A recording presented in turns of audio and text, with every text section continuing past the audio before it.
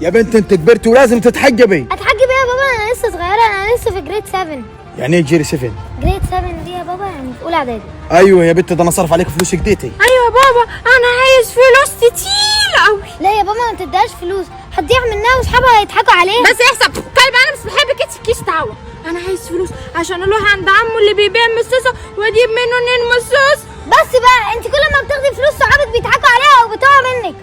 مالكيش دعوه انت كلبه، احنا كبار نتكلم، انت لسه بس خدنا. خلاص يا مالك تتكلميش انت، والله بنت طول ما عايش محرمه من حاجه ابدا. خد يا بنت. بابا احبك انا يا بابا. اتأخرت ليه؟ دي راحت فين؟ ايه ده؟ اتأخرتي ليه؟ ما انا كنت بلبس صوف سانتا حلوه ازاي يا بحر. جميلة زيك، وحش الكنزة بالظبط. ايوه بقول لك ايه، انا عايز له باي. عربية مالها عربيه؟ شطبت بنزين مني على أول الدائري هنا. طب ونعمل ايه وقتي؟ عايز فلوس بقى عشان أحط بنزين. بص انا النهارده خدت من بابا، قلت له عايز اجيب 2 مصاصه والتاني هصلع. مش كفاية مش كفاية، بصي روحي لبابا هاتي منه فلوس تاني عشان أحط بنزين وأعرف أخرجك. اقول له ايه بابا؟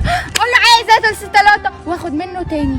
بس هي دي كام؟ اخد منه كام؟ زيها، خدي زيها. حاضر، انا اروح اقول لبابا عايز فلوس. يلا باي يا ندى، باي باي يا هبلة. اخد فلوس من بابا ازاي؟ اقول له عايز شوكولاته ولا بيبسي؟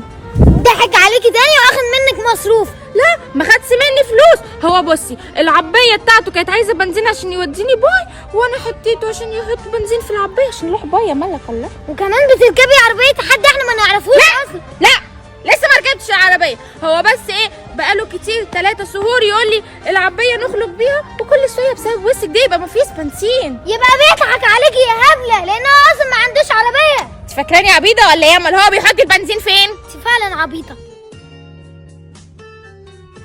أنا آسف أنا آسف والله. اتاخرت كده ليه؟ ما أنا عبال ما اتصرفت في فلوس ضحكت على البت ندى وخدت منها 200 جنيه. تربيسي. شفت يا هبله؟ قلت لها بيضحك عليكي وهو اصلا مساعد واحده غيرك. يعني هو كان ياخد مني لوس ما حطش بنزين في عبيه.